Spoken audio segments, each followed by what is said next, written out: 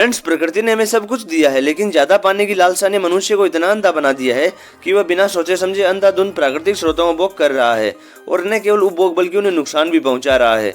लेकिन जब प्रकृति अपना कहर बरसाती है ना, तो सब कुछ तहस नहस कर देती है। आज मैं आपके लिए ऐसी सच्ची घटना उदाहरण के तौर पर लाया हूँ जिसे सुनकर आपके रोंगटे खड़े हो जाएंगे, इसलिए प्लीज यार वीडियो के अंत तक बने रहिएगा। फ्रेंड्स, यह घटना है सन 1958 की, जब सभी देशों में सर्वोच्च बनने की होड़ मची थी। सभी देश आर्थिक रूप से मजबूत होने के लिए अलग अलग तरकीबें लगा रहे थे।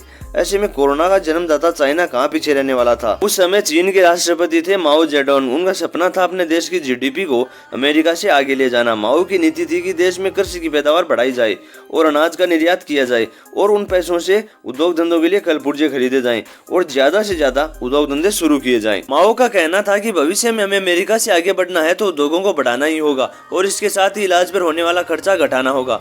उन्होंने पूरे देश में लैंड रिफॉर्म लागू कर दिया। किसानों से जमीन लेकर कॉन्ट्रैक्ट फार्मिंग शुरू कर दी गई।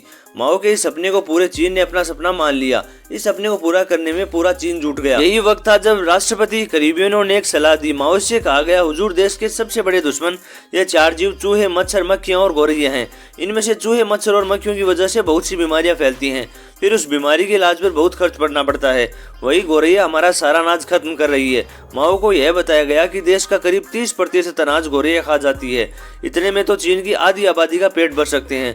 कुछ रिपोर्ट्स उनके सामने पेश की गई कि ये गौरैया साल भर में करीब 4 किलो अनाज खा जाती है और ये तक बता दिया गया कि 10 लाख गौरैया को खत्म करने से 60,000 लोगों के खाने का अनाज बचा लेंगे। माओ को बात समझ में आ गई। उन्होंने चारों जीवों को खत्म करने का आदेश दे दिया। अब चूहे घुसे थे बिलों में, खेतों में और घरों के अंदर। उनको तलाश पाना मुश्किल था। इसी तरह मच्छर और मक्खी इतने छोटे थे कि इन्हें मारा कैसे जाए और कितना मारा जाए, क्योंकि यह तो अथाह थे।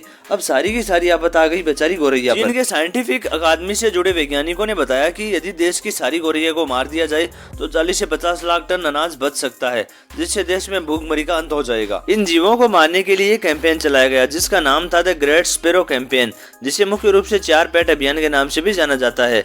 इस अभियान को पूरा करने के लिए चीन के बच्चे से लेकर बूढ़ों तक ने इस कैंपेन में भाग लिया। इन मासूम चिड़िया को बहुत ही बेरहमी से मारा जाने लगा। जो जितनी ज्यादा चिड़िया मारता था उसे पुरस्कार दिया जाता। चारों तरफ ड्रम और बड़े बड़े ढोल लगातार बजाए जाते, जिससे चिड़िया उड़ते उड़ते थक जाए और नीचे गिरते लोग उसे मार देते। सिर्फ आम नागरिक ही नहीं बल्कि चीन की सेना को भी इसमें शामिल किया गया। इस कैंपेन में लगभग 1 अरब गौरैया को मार दिया गया।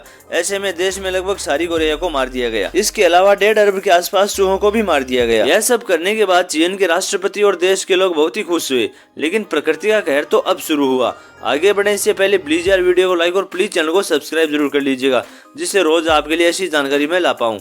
चलिए आगे बढ़ते हैं। यह सब करके चीन के लोग बहुत ही खुश थे।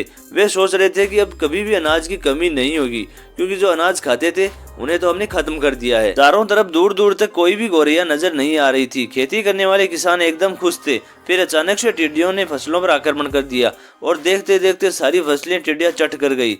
चारों तरफ अनाज की किल्लत आ गई और देखते ही देखते लगभग 4.5 करोड़ लोगों की भूखमरी से मौत हो गई। फ्रेंड्स, आप भी सोच रहे होंगे कि गौरैया को मार देने से भला फसलों को क्या नुकसान होता होगा।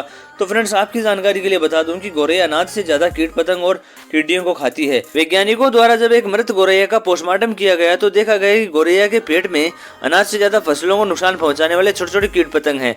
वैज्ञानिकों की थ्योरी गलत साबित हुई। इस गलत थ्योरी के कारण भूखमरी से करीब 4.5 करोड़ लोगों को अपने जीवन से हाथ धोना पड़ा। फ्रेंड्स, ईश्वर ने हर एक चीज सोच समझ कर ही बनाई है। ऐसे में हमें कभी भी प्रकृति के साथ छेड़छाड़ नहीं करनी चाहिए। साथियों, उम्मीद करता हूँ कि बताई गई जानकारी आपको पसंद आई होगी। तो वीडियो को लाइक और प्लीज यार चैनल को सब्सक्राइब जरूर कर लीजिएगा। Keep supporting friends, keep supporting.